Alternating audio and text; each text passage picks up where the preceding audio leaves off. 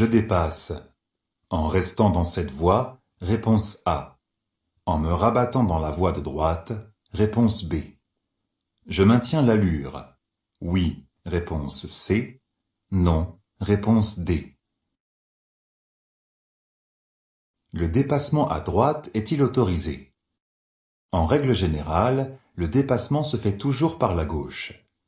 L'ambulance me dépasse, je la laisse continuer pour se rabattre à une bonne distance de sécurité dans ma voie. Je maintiens l'allure. Bonne réponse, C. La sortie vers Ampuis est à 10 mètres, réponse A, à 1000 mètres, réponse B. Je freine immédiatement, oui, réponse C, non, réponse D. Qu'indique la signalisation? Le symbole en haut à gauche du panneau précise qu'il s'agit de la sortie numéro 10. À droite, c'est la distance restant à parcourir pour y arriver.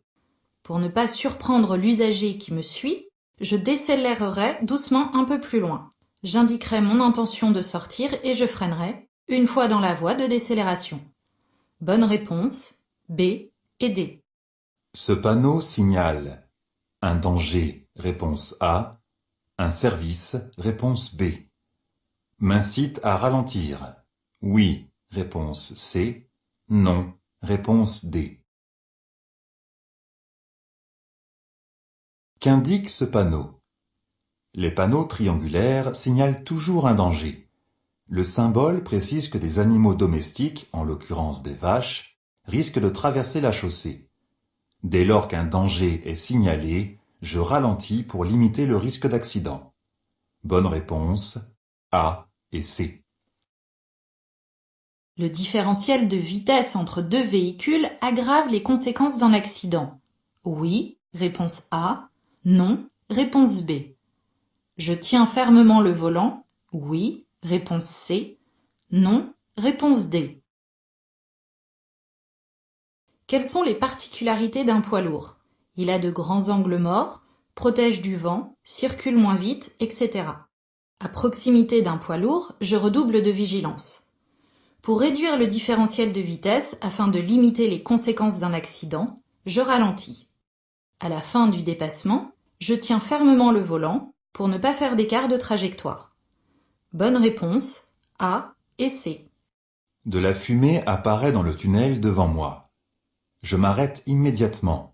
Réponse A. Je laisse les clés sur le contact. Réponse B. Je me dirige vers l'issue de secours.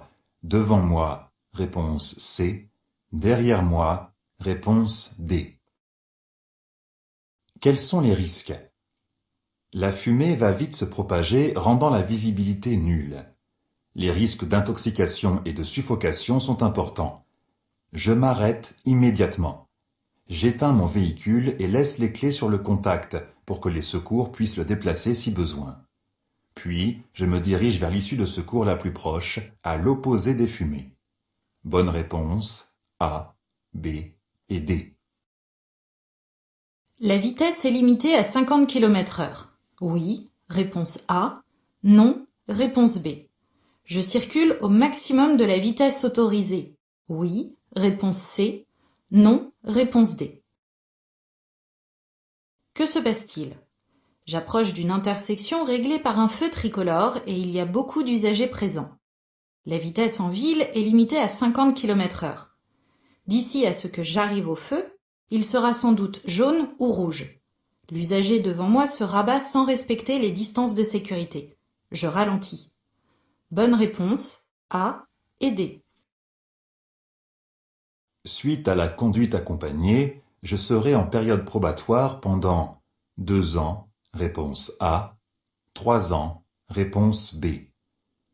Après l'obtention de mon permis de conduire, si l'autocollant A n'est pas apposé sur mon véhicule, j'encours une amende, réponse C, une perte de points, réponse D. Qu'est-ce que la conduite accompagnée? Cette formule permet d'acquérir 2 ans d'expérience de conduite avant le passage du permis de conduire. Ensuite, je suis en période probatoire pendant 2 ans.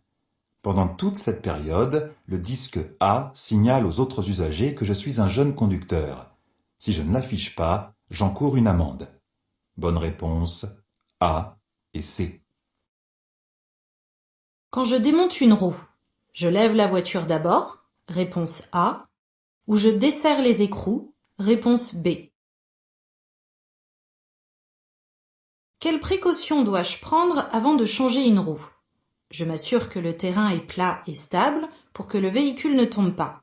Dans l'ordre, je desserre les écrous, lève la voiture avec le cric pour retirer la roue, puis j'installe la roue de secours, remets les écrous, descends le véhicule et serre au maximum les écrous.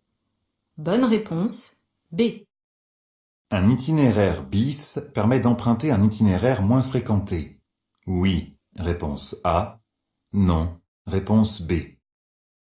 Un itinéraire de substitution permet d'emprunter un itinéraire moins fréquenté, réponse C, pour contourner des difficultés, réponse D. Qu'est-ce qu'un itinéraire bis et un itinéraire de substitution? L'itinéraire bis indique d'autres routes pour rejoindre sa destination lorsque les axes principaux sont très encombrés, heures de pointe, vacances. L'itinéraire de substitution est associé à une autoroute et offre un moyen de contourner des difficultés de trafic. Bonne réponse A et D. La date de validité de mon contrôle technique est dépassée. J'encours une perte de points, réponse A, une amende, réponse B, une immobilisation du véhicule, réponse C. Quel est l'objectif du contrôle technique? C'est de vérifier si mon véhicule est en état de circuler. Les véhicules neufs passent le contrôle technique avant leurs 4 ans, puis tous les 2 ans. Si la date de validité est dépassée, j'encours une amende de 135 € et l'immobilisation de mon véhicule. Bonne réponse B et C. Le stationnement du véhicule est considéré comme réglementaire, réponse A, dangereux, réponse B, gênant, réponse C. Qu'est-ce qu'un stationnement gênant et dangereux? Un stationnement gênant est un stationnement qui peut gêner les autres usagers. Un stationnement dangereux est un stationnement qui peut mettre en danger les autres usagers en masquant la visibilité aux abords d'une intersection, etc. Une intersection est présente un peu plus loin devant. Ce stationnement est dangereux. Bonne réponse B. Je suis le véhicule de police. Oui, réponse A. Non, réponse B. Le véhicule de police est en intervention. Oui, réponse C. Non, réponse D. Comment reconnaître un véhicule prioritaire en intervention? Il utilise ses dispositifs lumineux et sonores, gyrophares bleus et sirènes. Je dois alors lui céder le passage, pour lui permettre d'arriver le plus rapidement possible sur son lieu d'intervention. Il m'est interdit de circuler ou de m'arrêter sur une voie de bus. Bonne réponse B et D. Cet usager ne s'est pas rabattu. Je lui fais signe de se rabattre. Réponse A. Je ralentis. Réponse B. Je le dépasse par la droite. Réponse C. Par la gauche. Réponse D. Quels sont les risques? L'usager devant peut se rabattre à tout instant. Dépasser par la droite ici est interdit car dangereux. Je ne peux pas dépasser pour le moment. Je ralentis. Bonne réponse B. En cas d'accident, le constat amiable peut être au format papier, oui, réponse A, non, réponse B. Dématérialisé, oui, réponse C, non, réponse D. À quoi sert le constat amiable? Il permet aux assureurs d'établir les responsabilités des différents usagers impliqués dans un accident et d'indemniser les victimes. Je peux utiliser un constat papier préimprimé, une feuille blanche ou un constat dématérialisé sur smartphone. Bonne réponse A et C. Il est préférable de vérifier la pression des pneumatiques tous les mois. Réponse A. Tous les 3 mois. Réponse B. Tous les 6 mois. Réponse C. avant de faire un long trajet. Réponse D. Quels sont les risques avec des pneumatiques mal gonflés? Le risque d'accident est important suite à une explosion du pneu, à un freinage de mauvaise qualité, etc. Je vérifie leur état et leur pression tous les mois et avant chaque long trajet. Bonne réponse A et D. La vision centrale de mon champ de vision me permet de voir loin, réponse A, large, réponse B. Qu'est-ce que le champ de vision? Il existe deux types de champ de vision, périphérique et central. Le périphérique permet de détecter ce qui se passe en partie sur les côtés. Le champ de vision central permet d'identifier clairement les indices de conduite présents devant moi. Plus la vitesse est importante, plus le champ de vision rétrécit. 180 degrés à l'arrêt, 30 degrés à 130 km/h. Bonne réponse A. Dans ce bouchon, l'usage du klaxon génère du stress. Réponse A. Résout la situation. Réponse B. Est autorisé. Réponse C. Est interdit. Réponse D. Quand puis-je utiliser le klaxon?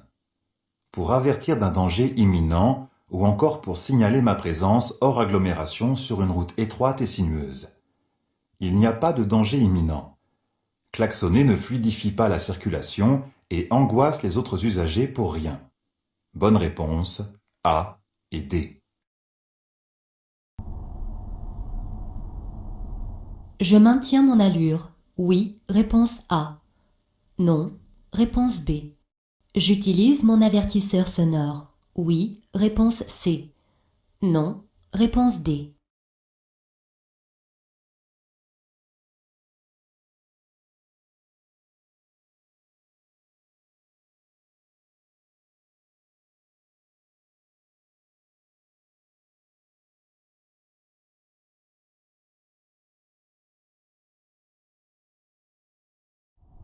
Cette situation est particulièrement dangereuse, car le véhicule immobile sur la droite avec les feux de détresse m'empêche de voir sur la droite.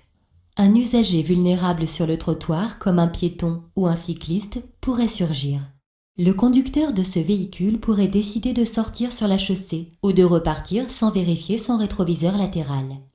Je dois donc adapter mon allure pour prendre en compte cette incertitude. Cependant, l'avertisseur sonore n'est pas utile dans cette situation, car il est interdit en agglomération, sauf en cas de danger immédiat. Or, dans l'état actuel, cette situation ne présente pas un danger immédiat. Bonne réponse A et B. Je m'arrête obligatoirement au marquage au sol devant moi. Oui, réponse A. Non, réponse B. J'avance lentement. Oui, réponse C. Non, réponse D. Que dois-je faire à un carrefour à sens giratoire? Je cède le passage aux usagers présents dans l'anneau. L'arrêt n'est donc pas obligatoire. J'avance lentement jusqu'au marquage au sol, et si personne n'arrive, je pourrais m'engager sans avoir à m'arrêter. Bonne réponse B et C.